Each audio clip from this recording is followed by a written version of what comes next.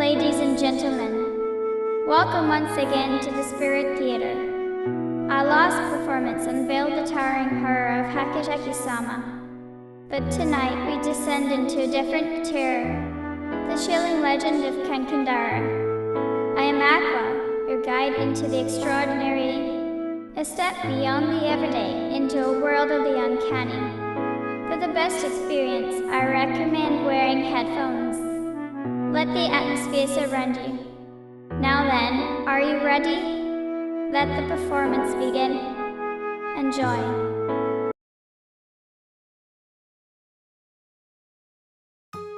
When I was in middle school, I was just a country kid, naive, reckless, and wild. Every day it was me, A, and B, the three of us, always messing around. I and I had already been cast aside by our families. No one cared what we did. But B was different. B still had his mother. She never ignored him. Her tone was harsh, her discipline strict. Yet behind it all, she was always moving for his sake. It happened when we were in our third year of middle school. B and his mother had a fight, a brutal one. He never told us the details, but whatever he said that cut deep. It left her broken. When his father came home, he understood the scene in an instant. Without a word, he walked right past B, straight to his wife. Her clothes were torn, her hair disheveled, and her eyes blank like a dead fish staring at nothing. She just sat there, gazing at the floor. Then finally the father spoke, but not to her, to B. The father FS voice cut through the silence. You have become the kind of person who can trample another soul this far. Don't FT, you see? Don't FT, you understand how much your mother loves you. He never once looked at B. Instead, he held his wife close, speaking only to her, as if to shield her with his words. Shut up. I'll kill you, old man. You hear me? BF's voice was sharp, violent, spitting hatred into the air. But his father didn't FT even flinch. No anger, no fear, just a calm, steady voice that pressed on. So you think there FS nothing in this world that scares you? Damn right. If there is, IFD like to see it. A silence followed, heavy, unbroken. Then his father spoke again, slow, deliberate. You are my son. I know how much your mother worries for you. I understand it well. But if all you can do is crush her under your heel like this, then I have no choice but to act. And this is not as your father. This is as a man, as another human being. Listen carefully, because what I am about to say is proof that I am prepared for you to die. If you free willing to hear it, then listen. B sneered, trying to shake off the weight of his father FS words. Fine then, just spit it out already. For the first time his father FS eyes sharpened. A strange intensity filled the room. You know that place in the forest, the one marked off forbidden to enter. Go there, walk deeper inside, and then you will understand. Try raging the way you are now, if you can. The forest his father spoke of was at the foot of a small mountain near where we lived. Nothing unusual at first glance, just another patch of woods. You could walk into the mountain easily. The forest itself felt ordinary, but only up to a point, because deeper inside there was a place, marked off, forbidden. Imagine a square, and within it a single circle you three told never to cross. That FS what it was like. A section sealed away unlike the rest. A fence nearly 2 meters tall surrounded it. Thick ropes and barbed wire lashed across. and draped over the fence, strips of white paper twisted like sacred talismans, dozens, maybe hundreds of them, and strung among them countless bells, large and small, all ready to chime at the slightest touch. The layout was crooked, uneven, almost warped. It wasn't FD just strange. It was unnatural. From time to time on certain days, we FDC shrine maidens gathered at the entrance to that place. Just a handful of them standing there quietly. On those days, the entire area would be sealed off. No one allowed near. Whatever they were doing inside remained a mystery. Rumors spread, of course. Some whispered it was a cult, a brainwashing facility hidden in the forest. That was the most popular story. But honestly, no one really went that far in. It was too much trouble just reaching the site, let alone stepping beyond it. That night, BF's father didn't FT wait for an answer. He simply took his wife upstairs. No more words. NE. B stormed out. Came straight to meet me and A. That FS when he told us what had happened. For your old man to say something like that, it must be serious. Yeah. The rumors say it FS some cult hideout, right? Maybe he wants you caught and brainwashed. Creepy, sure, but what do we do? Are we really going? Of course we are. It FS just my old man bluffing. UFLLC.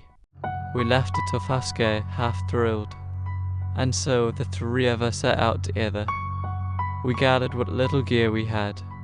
By the time we reached the place, it was past 1 in the morning. The forest loomed before us, silent and heavy. Flashlights in hand, beams cutting through the darkness. We pushed forward deeper into the woods.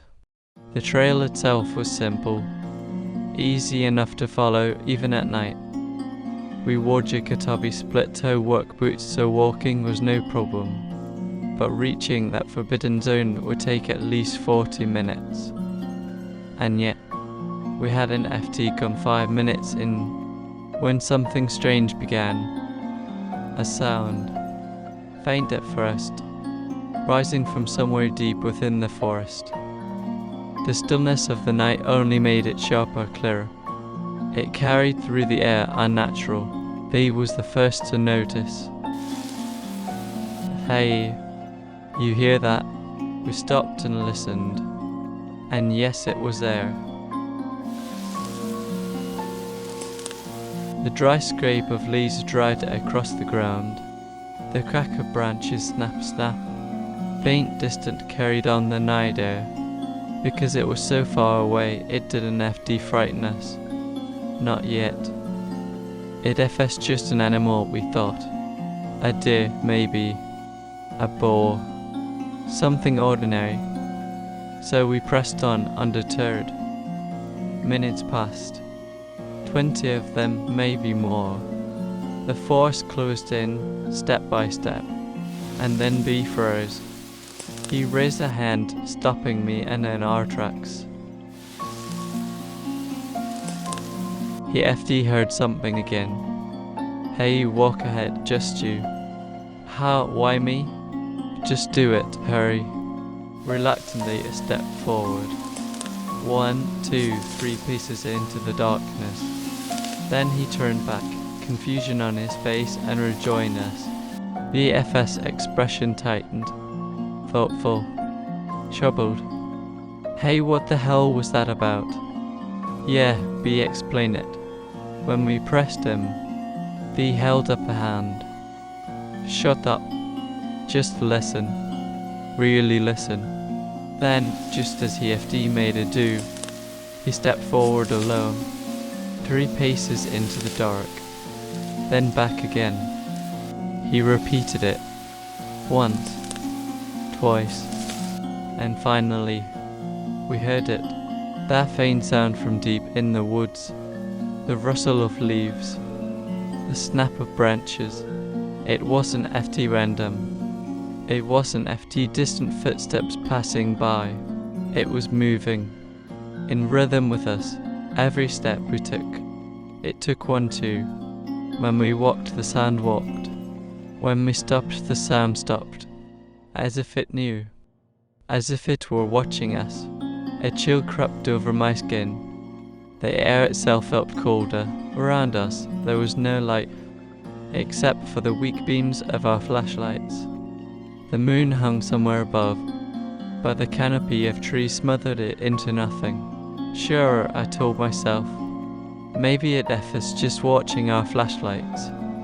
That would make sense, but then I thought, even standing side by side, we could barely see each other. We had to squint just to make out a face in the dark. So out there in that pitch black, this outlight, what the hell was moving with us? And why was it matching our every step? Quit screwing around. Somebody FS telling us aren't FT they just in FT feel like they're free getting closer though. The sound FS been the same distance away the whole time. And he was right. From the moment we stepped into that forest, 20 minutes, maybe more, the sound never changed its place. Not closer, not farther. Always the same as if it were tethered to us. Maybe we free being watched? Yeah, feels that way. If it FS some cult, maybe they FE got weird gadgets or something. From the sound of it, it wasn't FD many. Not a group, just one presence, keeping case with us.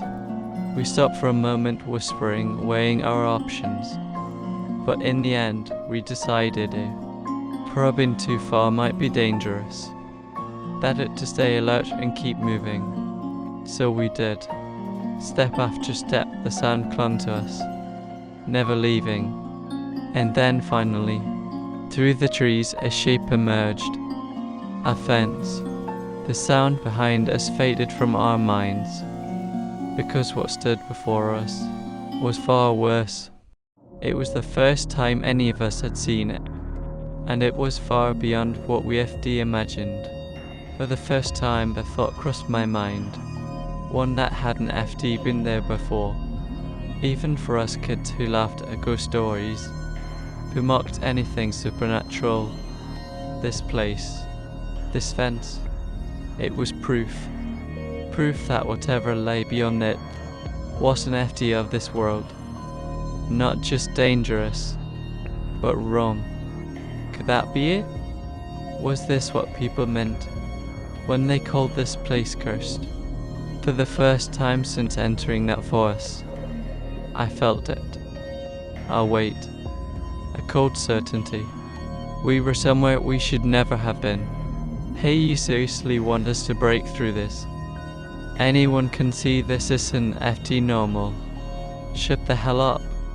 Don't FT piss yourselves over nothing.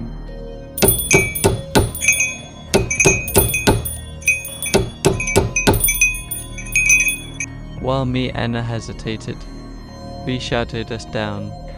Then he grabbed the tools we FD brought and began hammering at the fence.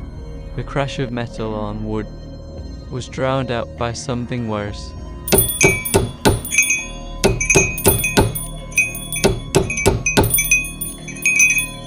The bells, hundreds of them, shrieking all at once, clashing in a storm of sound that rattled the air.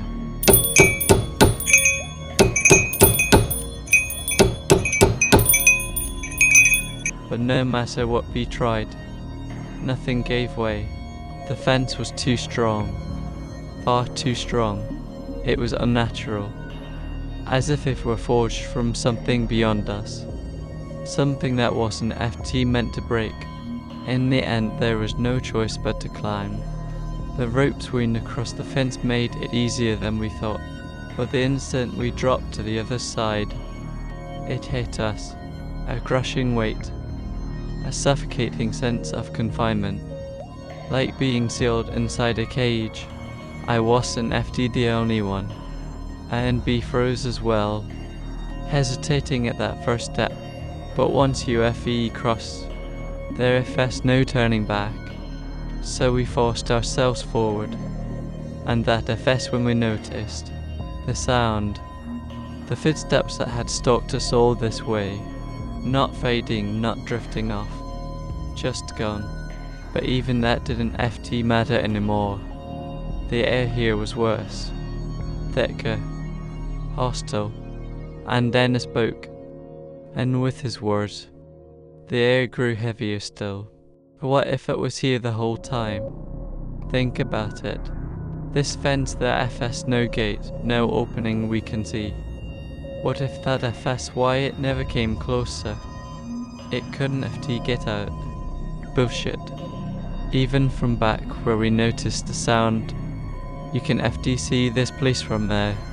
No way in hell it knew what we were doing the moment we stepped inside. That doesn't FT make sense. To be fair, B was right. The restricted zone and the forest entrance were far apart.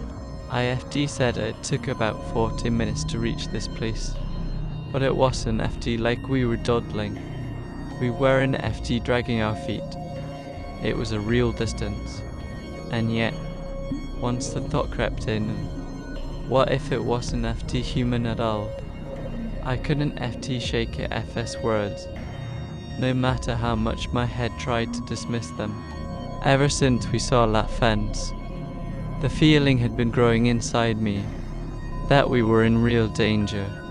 Me and I felt it, but B only grew bolder. A ghost, spirit, or whatever. If you free ride, that just means it can FT get past this fence. And if it FS stuck here, then it FS nothing to worry about. With that, he marched deeper inside. We followed. 2, maybe 3 dozen minutes passed, and then through the gloom, the opposite fence began to emerge. But before we reached it, we saw something strange. 6 trees stood in a rough circle. The groups bound them together, each tree connected, forming a perfect hexagon. From the ropes hung shadow, formal paper streamers, not the crude strips we FD seen on the fence. These were deliberate, sacred, and in the center, a single offering box, like the kind UFD see at a shrine, standing there, alone. The moment we saw it, none of us spoke. Silence, heavy, suffocating. For me and A, panic bubbled up inside. This wasn't FD just strange anymore. This was wrong, dangerous.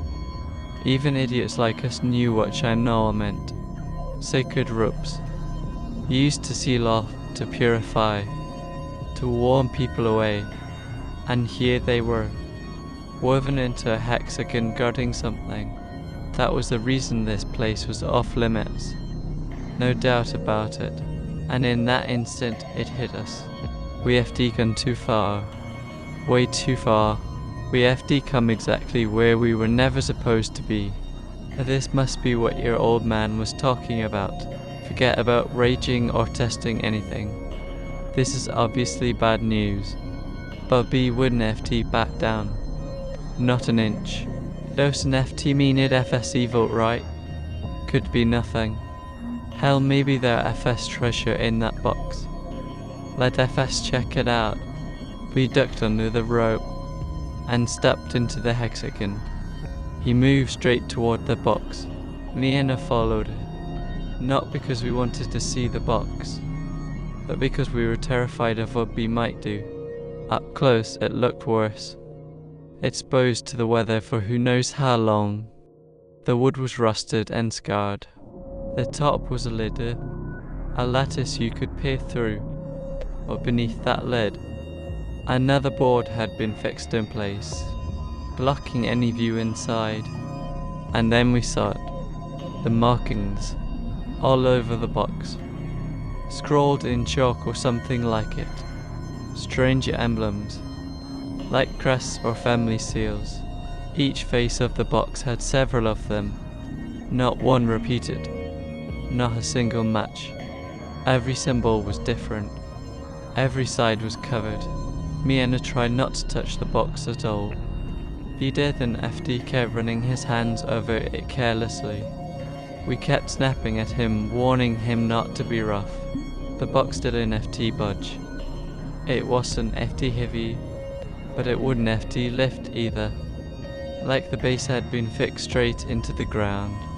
We searched every side, checking for some way to peek inside. And then we noticed the back panel. It wasn't FT sealed like the others. It could be removed. Ha, look at this. This one comes off. We can see inside. V pried the back panel loose, and the three of us leaned in, peering into the darkness of the box. Inside, at each corner, stood a vessel, shaped almost like plastic bottles, but made of clay, each one filled with some murky liquid, and at the center, a stick, no longer than 5 centimeters, thin like a toothpick, its tip painted red. It wasn't FT lying flat. It wasn't FT upright either. It had been placed, crooked, deliberate, arranged in a strange jagged pattern. 6 of them in total, arranged in that jagged shape. Only the 4 points that touch were painted red. What is this? Toothpicks? Hate those jars, the bottle-looking ones. There FS something floating inside. Creepy. Miena only brushed the jars lightly, barely daring to touch them, but B just grabbed one. He sniffed it. The foul stench made us recoil. Then he put it back, still unsatisfied. His hand moved toward the crooked sticks in the center. His sweaty fingertips stuck to one, just for an instant, and when he pulled away, the shape shifted, the careful pattern broke, and then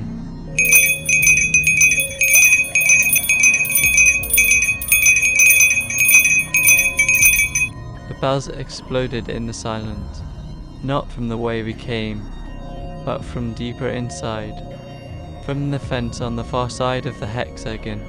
The sound was furious, relentless. The 3 of us cried out. We spun toward each other, faces pale. Who the hell FS there? Quit screwing with us. Without hesitation, B bolted straight toward the sound. Idiot on FT go that way. B stopped that FS dangerous. We braced ourselves to chase after him, but suddenly B stopped. He froze in place, flashlight fixed straight ahead. Not moving. Not a step. What the hell, was that just for a show? Relieved, me and hurried closer. But then we saw it. The EFS body. Shaking. A violent tremor he couldn't FT control. Have what FS wrong with you? And before I could think, my eyes followed the beam of his light to what he was staring at. B's FS flashlight beam cut across the trees. It landed on one trunk, at the base where the roots go from the soil, and there, peeking out from the shadow, a woman FS face, just half of it, slipping into view, not flinching from the glare of the light, not blinking. She was watching us, her mouth stretched wide, burying both rows of teeth, a grotesque grin, her eyes fixed and moving. The scream rang out. I couldn't FT even tell whose it was. All at once we turned and ran. No time to think. Our bodies just moved, acting on pure instinct. We charged toward the fence, grabbing, pulling, climbing. At the top, we swung ourselves over and dropped hard on the other side. Then we ran, aiming straight for the entrance. But hey, I wasn't FT following. His body was trembling. His hand slipped. He couldn't FT climb the fence. Hey, hurry!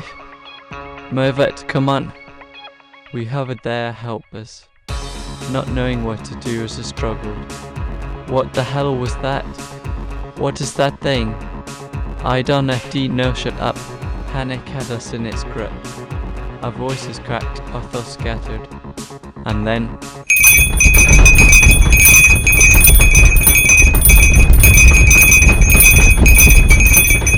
the bells rang out again. Louder. Closer. The bells exploded. A deafening crash of sound.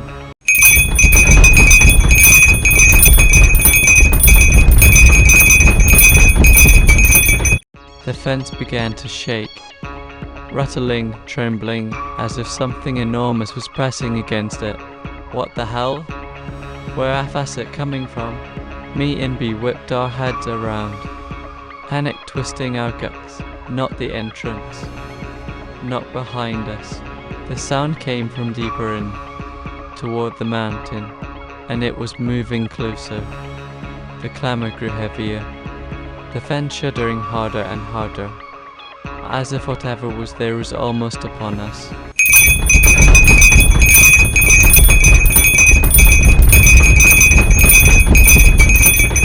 Shit.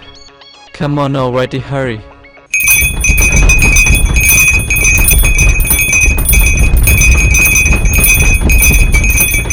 We knew our shouting only made the panic more, but we couldn't FT stop. We had to push him. I scrambled desperately, hands clawing, feet slipping, dragging himself up the fence with blind terror. At last, he was nearly at the top, almost over, but neither of us, not me, not B, were watching him anymore. Our bodies shook, sweat pouring down, our voices stolen from our throats, and unnoticed, Alan's atop the fence. He turned to see what we were staring at. Along the line of the fence, toward the mountain, and we saw it, clinging to our side of the fence. At first I thought it was just a face, but it wasn't FT. It was a torso, naked, upper body only, and from its shoulders, 3 arms on the right, 3 on the left, 6 in total. Its 6 arms gripped the ropes and barbed wire with unnatural ease, hauling the body forward. Mouth stretched wide in that same grotesque grin. It crawled toward us, like a spider crossing its web. The terror was overwhelming. I suddenly leapt from the top of the fence, crashing down on me and B. That snapped us back. We scrambled to our feet, shredded up, and all 3 of us bolted for the entrance. We didn't FT look back. Couldn't FT. Eyes locked forward, legs pumping with everything we had. It should FE taken less than 30 minutes to reach the entrance at full speed, but it felt like hours. Endless, nightmarish hours. And then, the entrance came into view. Shapes. Figures standing there. We skidded to a halt, gasping for breath. Could it be? Could it be that thing waiting for us? No. People.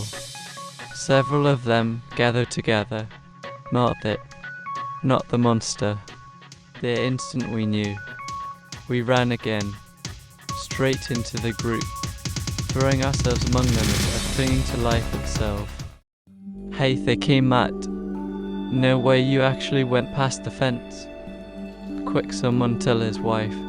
The people who had gathered rushed toward us, their voices overlapping, urgent, the words barely making sense. But for the 3 of us, nothing registered. Our minds were blank. Shock had holed us out. We didn't FT resist when they guided us forward. Didn't FT ask where we were going. They loaded us into a car, and even though it was well past 3 in the morning, they drove us straight to the assembly hall, the same place used for festivals and village gatherings. Inside the hall, Our families were waiting. My mother was there, and my sister. AFS father had come, and for be his mother, the FS mother I could understand, but my own mother, who had hardly spoken to me for years, was weeping. Even as said later that his father FS face, the one he saw that night, was an expression he had never witnessed before. You three all safe, thank God you three safe. The moment was overwhelming, but not gentle. The FS mother embraced him. My mother struck me across the face. FS father did the same to him, yet with those blows came words warmer than we had ever heard before. For a while, we stayed there, each of us with our families. Then, at last, the FS mother spoke again. I am so sorry. This is my husband FS fault, and mine as well. I can FT forgive myself for what happened, truly, I can FT. She bowed her head again and again, the words spilling out through her tears, even though it wasn't FD my family. Watching a parent abase themselves like that in front of their child, it left a bitter taste in my chest. That FS enough, Mom. The boys are safe. That FS what matters. He FS right. This isn't FD your fault. After that, the rest of the night was mostly the parents talking among themselves. We just sat there, blank and exhausted, not really following. It was late, and in the end it all wrapped up simply. Everyone making sure we were alive, and then dispersing without a single explanation. The next day, around noon, I was jolted awake by my sister. Her face was tight, grim, like the night before had never ended. What is it? BFS mother just called. Something FS wrong. Really wrong. She shoved the receiver into my hand, and the moment I lifted it, BFS mother FS voice exploded through the line, shrieking in panic. BB isn't FT right. What happened out there last night? You didn't FT just go past the fence, did you? Her voice was frantic, almost incoherent. There was no way to hold a conversation. So I hung up, threw on my clothes, and went straight to BFS house. I was already there. EFD got in the same call. Together we sat down with BFS mother and listened. She told us that after B had come home, he suddenly began screaming, clutching at his arms and legs. He said they hurt, that he couldn't FT move them. Then, as if frozen, he collapsed with his arms and legs stretched stiff, thrashing in agony. All night he cried, it hurts, writhing on the floor. His mother tried everything she could, but nothing helped. She barely managed to drag him to his room, yet the cries never stopped, and that was why she had called us, to ask if we knew what had happened. We headed straight for BFS room. Even from the staircase, we could hear it. It hurts, over and over again. When we burst into the room, the sight froze us in place. His arms and legs were locked stiff, stretched up straight, yet his body writhed violently, thrashing against the floor. Beat, what FS happening? Get a grip, tell us what FS wrong. But no matter how we called to him, his eyes never met ours. He only screamed, "That hurts so bad." That was all. No answer, no recognition, just pain. And me and A, we had no idea what we were looking at. No idea at all. When we stepped back out, BFS mother was waiting. Her voice had changed. No longer frantic. Quiet now. Measured. Tell me what you did there. That FS all I need to know. What did you do beyond that fence last night? Of course I knew what she meant. but answering meant dragging those memories back to the surface. And just thinking about it was unbearable. The sight of that thing, that was all my mind could focus on. The terror drowned out everything else. I couldn't FT explain it. Couldn't FT find the words. IFM not asking what you saw. IFM asking what you did. It was like she knew. Like she was pointing straight at the truth I was avoiding. At her urging, we forced ourselves to piece together the night before. Step by step. What did we see? If that were the cause, then me and the should have been cursed too. What did we do? That was the real question. But most of it, we FD done the same things. We touched the box. We touched those bottle-like jars. Just like B. But then, the toothpicks. Those crooked sticks in the center. That was it. Only B had touched them. And worse, he FD shifted the shape. He never put it back. We told BFS mother. The moment the words left our mouths, her expression changed. Her whole body trembled. She darted to a drawer, pulled out a sheet of paper, something covered in writing, and was shaking hands. Dialed a number. We could only watch, silent as she spoke in urgent whispers. When she returned, her face was pale, her voice unsteady. Listen to me, both of you. The FE agreed to meet us if we go to them. So go home now. Get ready. I'll speak with your parents myself.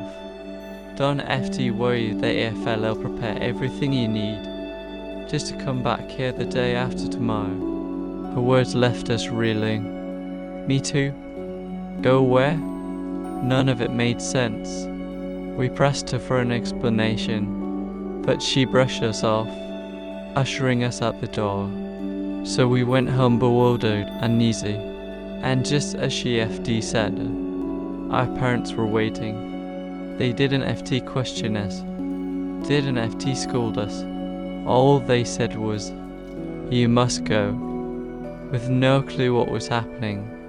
2 days later, and I set out with BFS mother. Just the three of us. B himself had already been taken the day before. I thought it might be close by. A short trip, maybe. But I was wrong. Not just another town. Another prefecture. Hours on the bullet train.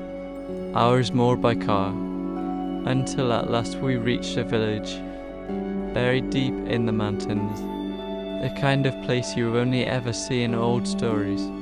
And on the far edge of that village stood a mansion. Huge.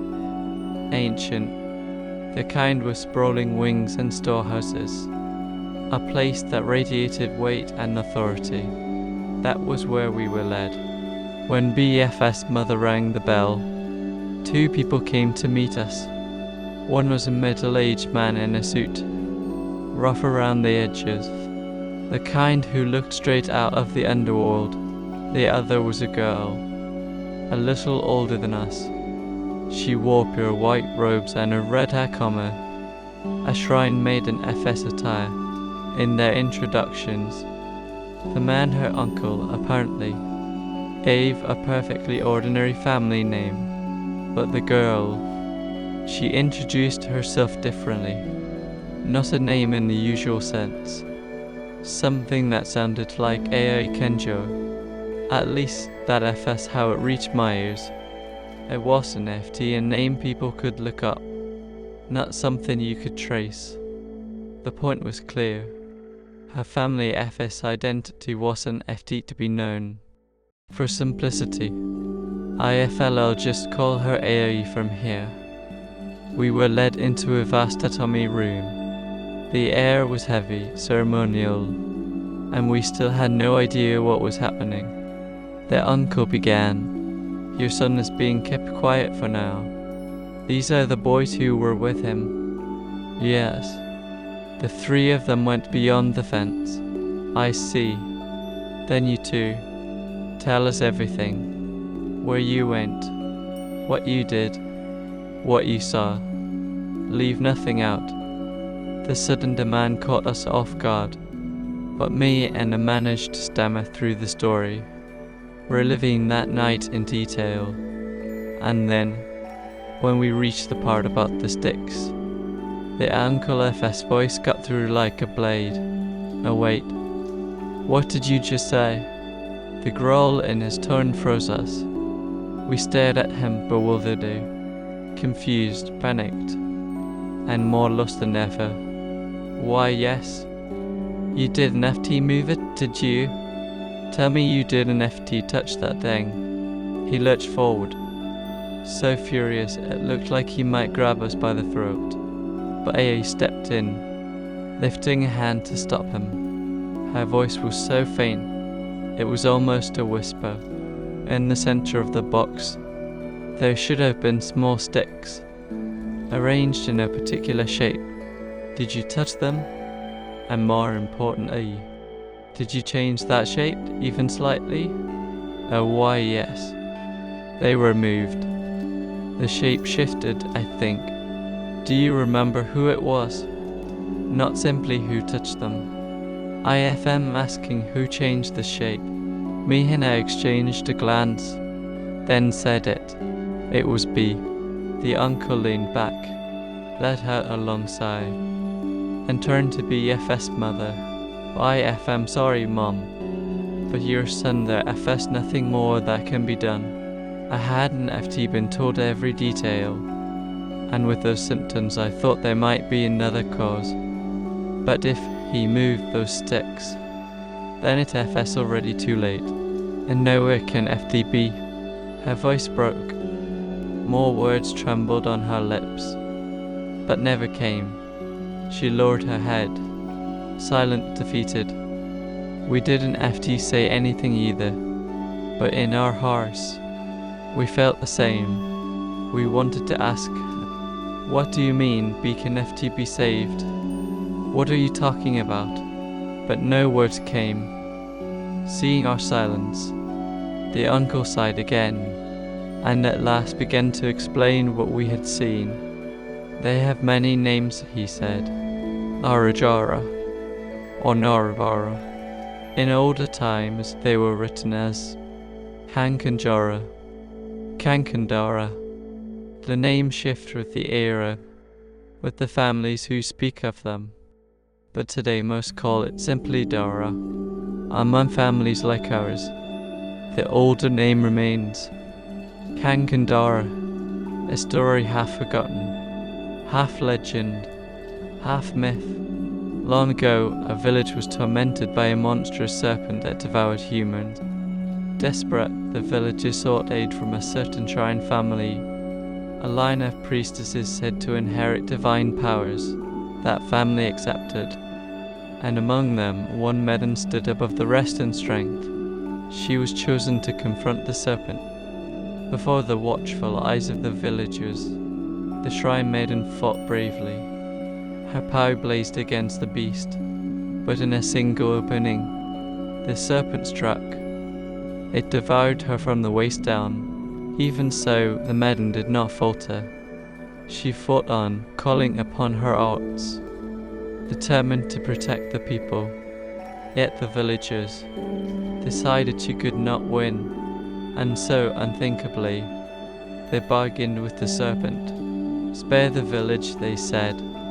Take her as a sacrifice instead. The serpent, who had always hated her divine blood, agreed. To make the feast easier, the villagers cut off her arms, and in that pitiful, limbless state, she was consumed. Thus the villagers bought their peace. For a time. Later it was revealed that the betrayal had been part of a plan. The maiden FSOM family, 6 in number, had orchestrated it.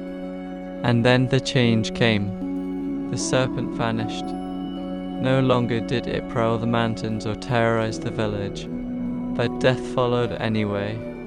One by one people began to die.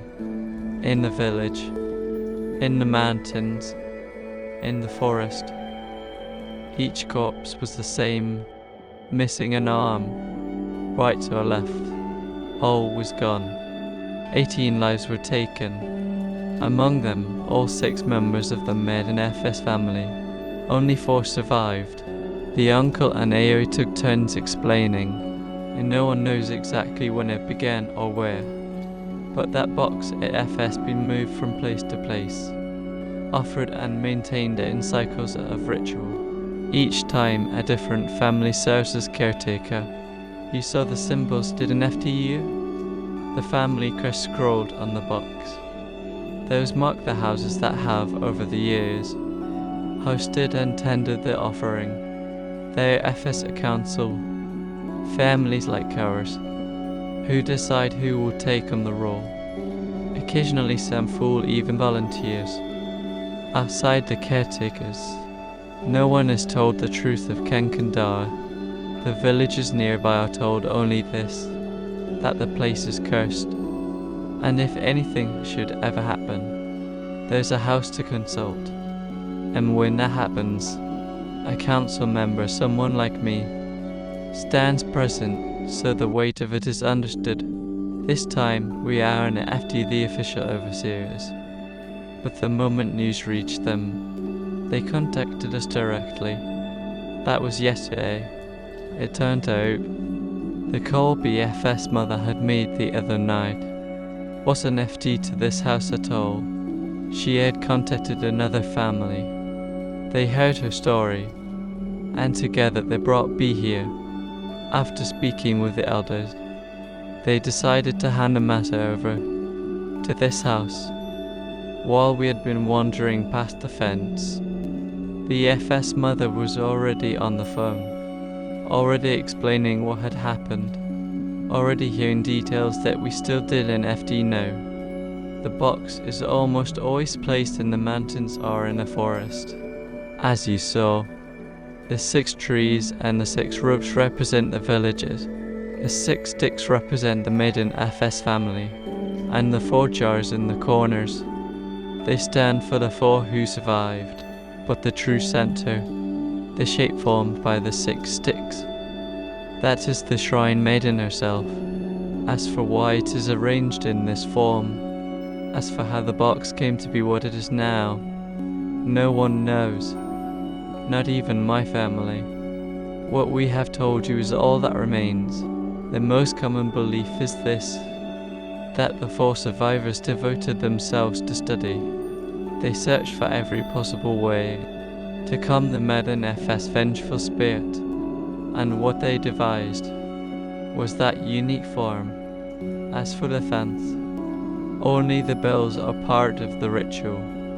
The ropes, the wire, those were added by later caretakers. The uncle spoke next, his voice low and heavy. In our line, there have been a few who managed to banish Kankandara, but every one of them was dead within 2 or 3 years.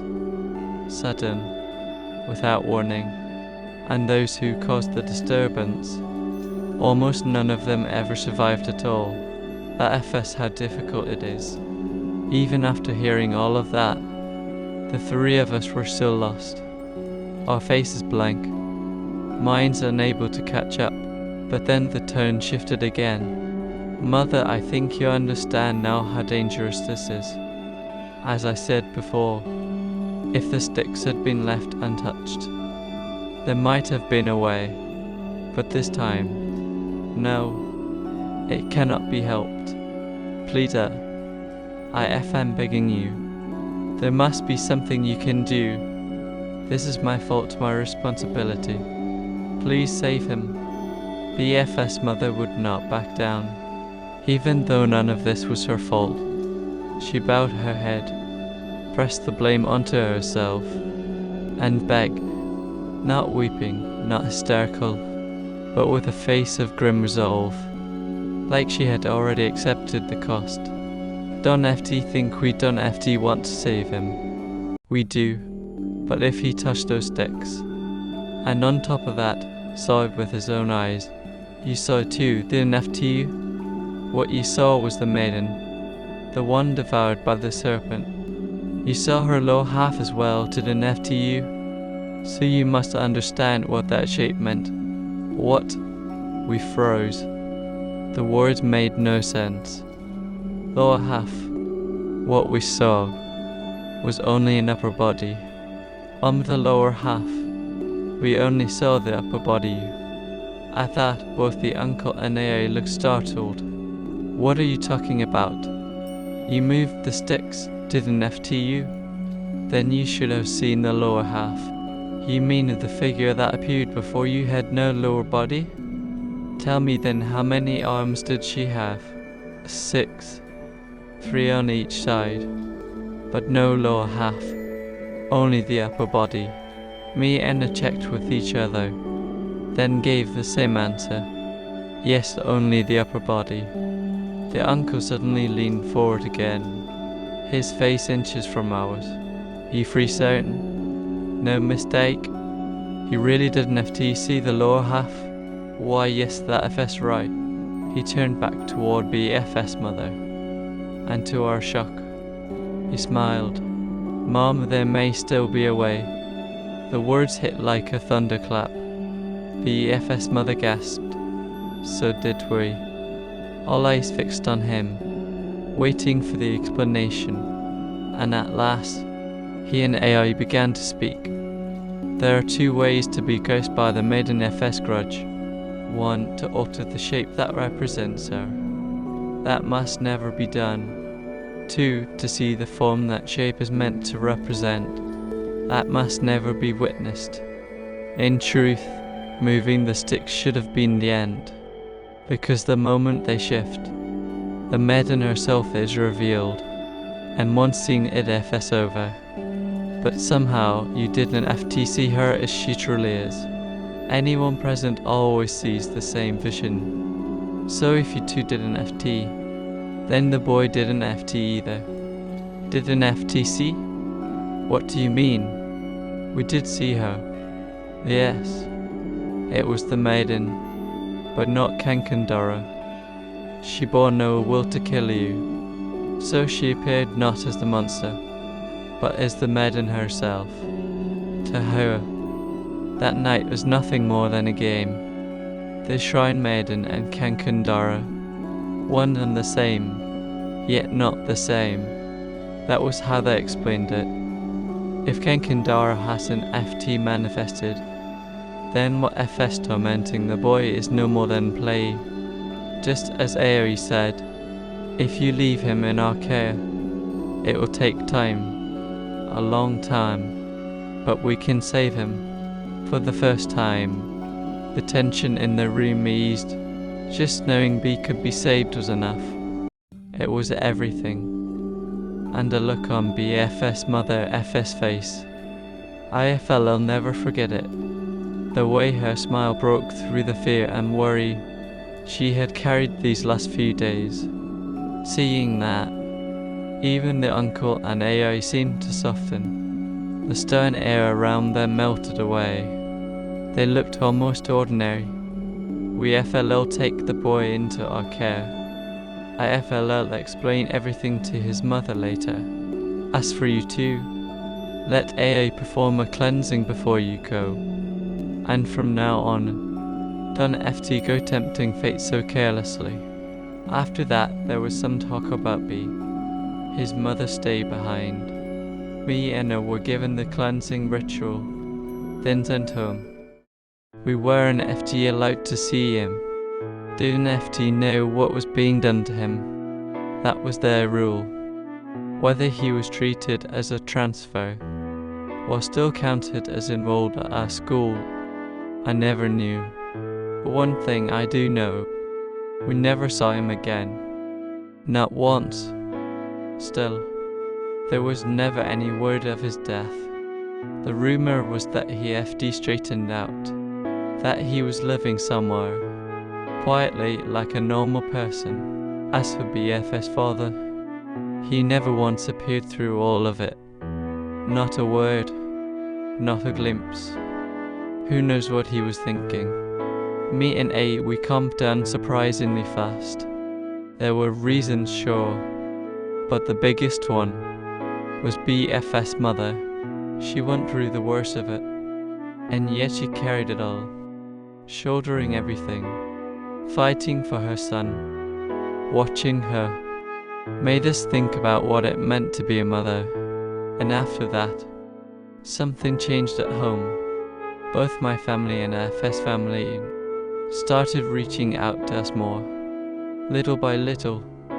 Because of that, and maybe because of everything else, we stopped being idiots, stopped messing around the way we used to.